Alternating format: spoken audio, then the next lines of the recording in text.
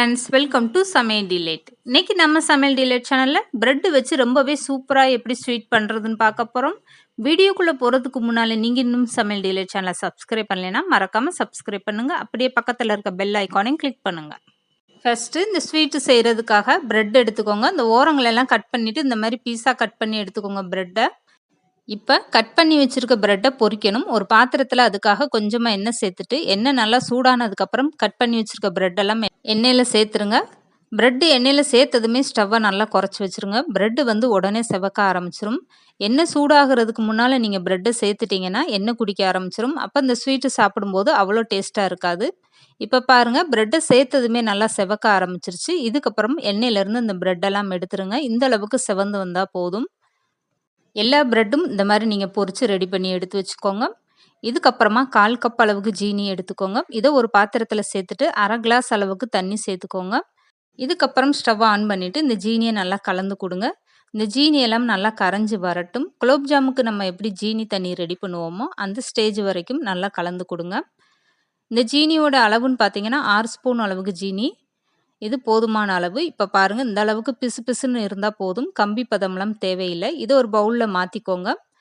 இதுக்கப்புறம் ஒரு பாத்திரத்தில் 2 கிளாஸ் அளவுக்கு பால் எடுத்து சேர்த்துக்கோங்க. ஃபஸ்ட்டு 1/2 கிளாஸ் அளவுக்கு பால் சேர்த்துக்கோங்க. 1/2 கிளாஸ் பால் தனியாக இருக்கட்டும். இந்த பால் நல்லா கெட்டியான பாலாக எடுத்துக்கோங்க. இப்போ ஸ்டவ் ஆன் பண்ணிட்டு இந்த பாலை நல்லா கலந்து கொடுங்க. தண்ணி எதுவுமே கலக்காத திக்கான பாலாக எடுத்துக்கோங்க. இப்போ பால் நல்லாவே கொதி வந்துருச்சு. இதுக்கப்புறம் ஒரு பவுலில் 3 ஸ்பூன் அளவுக்கு கஸ்டர்ட் பவுடர் எடுத்துக்கோங்க. மீதம் இருக்க 1/2 கிளாஸ் பாலை ஊற்றிட்டு நல்லா கலந்து கொடுத்துருங்க. கெட்டி எதுவுமே விழுகாத அளவுக்கு நல்லா கலந்துக்கிட்டு இதுக்கப்புறம் கொதிச்சிட்ருக்க பாலில் இதை சேர்த்துருங்க. கஸ்டர்ட் பவுடர் சேர்த்ததுமே பாலை நல்லா கைவிடாமல் கலந்து கொடுங்க, கெட்டிகள் எதுவுமே விழுகாத அளவுக்கு. இப்போ பாருங்கள், கஸ்டர்ட் பவுடர் சேர்த்ததுமே எந்த அளவுக்கு பால் திக்காக ஆரம்பிச்சிருச்சுன்னு. இதுக்கப்புறம் 4 ஸ்பூன் அளவுக்கு ஜீனி சேர்த்துட்டு நல்லா கலந்து கொடுங்க.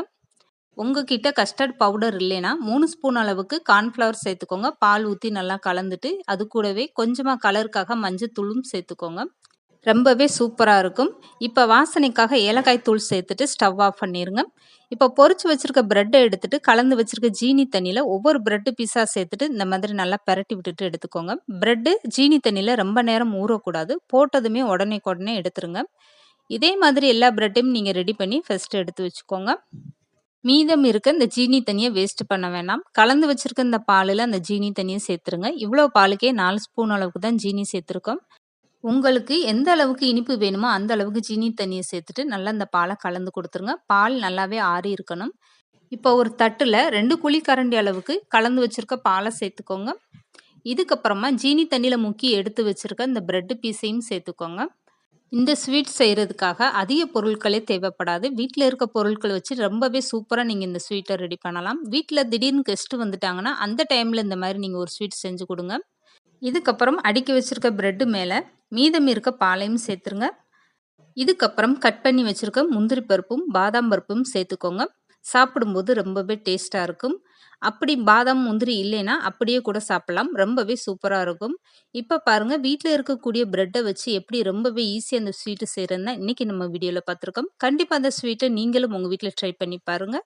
இந்த வீடியோ பிடிச்சிருந்தா லைக் பண்ணுங்கள், ஷேர் பண்ணுங்கள். மறக்காமல் சமையல் டிலேட் சேனலை சப்ஸ்கிரைப் பண்ணுங்கள்.